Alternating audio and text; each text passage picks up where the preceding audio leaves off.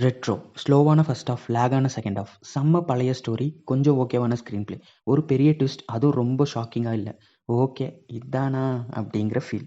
மூவில love, laughter, வார், cult, தம்மம், த ஒன்னு 6 episodes இருக்கு, நிறைய லேயர்ஸ் இருக்கு, குட்டி குட்டி மூமெண்ட்ஸ் நல்லா இருக்கு, பெரிய பெரிய சீன் சொதப்பலா இருக்கு. நம்ம நேட்டிவிட்டியில இருந்து தூரமா போயிட்டதால படம் நமக்கு ஒட்டல. லாஸ்ட் 10 மினிட்ஸ் கருத்துக்கு 2 மணி நேரம் உருட்டு.